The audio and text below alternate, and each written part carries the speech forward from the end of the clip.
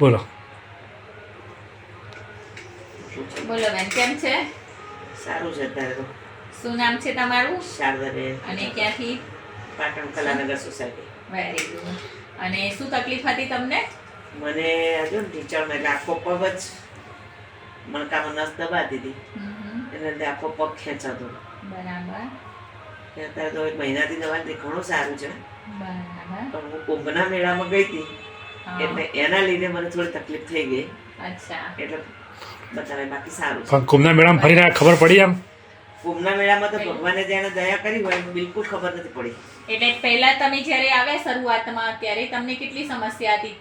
ત્યારે તો ઊભી જ ના રહી શકું. હા. આટલેથી એટલું દરવાજા સુધી ચાલવું હોય તો મારે ટેકો લેવો પડે. ઇવન રસોડામાં સબ્જી વગાડીએ તો કેટલો ટાઈમ લાગે, તો પણ મારે બેસવું પડે. બરાબર. એની જગ્યાએ અત્યારે હું આખા ઘરમાં ફરે, ઘર મોટું છે, હા. આખા ઘરમાં ફરું, બાર ચોકમાં નીકળું, સોસાયટી ગેટ સુધી ચાલવા જાઉં. દિવાળી પછી હું ઘરની બહાર અઢી એક મહિના તો હું ઘરની બહાર નીકળી નથી, કારણ કે એટલામાં જ માંડ ફરતી.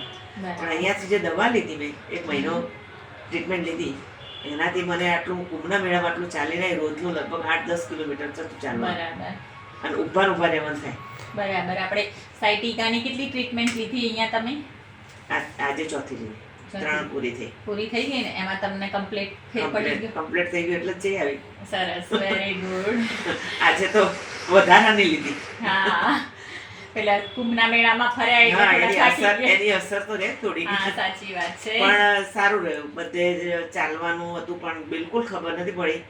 એટલે દવાની બી અસર છે અને ભગવાને પણ આપણી પર એટલી દયા કરી કે 100%. બિલકુલ મને તકલીફ નહીં પડી. બધાની સાથે સાથે ચાલી છું. 100%. ત્યાં બેસવાની કોઈ વ્યવસ્થા હતી જ નહીં. બરાબર. સતત તમારે ઊભા રહેવું પડે કાં તો ચાલવું પડે. હા, પેલા તમે બિલકુલ ઊભા ના રહી શકતા. હા, એટલે કહું છું ને, દિવાળી પછી હું આટલું રસોડામાં ઊભી નથી રહી શકતી 5 મિનિટ. એની જગ્યાએ હું આજે 8-10 કલાક સુધી સળંગ ચાલવાનું ઊભા રહેવાનું થયું. સરસ, વેરી ગુડ. સવારના 7 વાગ્યાથી તો લગભગ 6-7 વાગ્યા સુધી, 10-12 કલાક સુધી. પછી જ્યાં તમને આ કાશી- હાથમાં ખાલી ચડી એ પણ જતી હતી, બિલકુલ એ B12 નો આપણે જે પાવડર આપ્યો એનાથી તમને કેટલો ફરક છે? સારું, ઘણું સારું. સારું છે ને? ઘણું પછી આ જે ડાયજેસ્ટિવ સિસ્ટમની ખરાબી હતી એનાથી તમારી પેટની, એનાથી કબજિયાત, પણ ગેસ, એકદમ- એસિડિટીની. એ બહુ સરસ. બરાબર. પછી આપણે જે આ ઓર્થો ટેબ્લેટ જે તમને દુખાવા માટે કેલ્શિયમની ને આપી હતી એનાથી પણ તમને દુખાવામાં બધો ઓવરઓલ બધી દવાથી મને ઘણું સારું છે. Very good.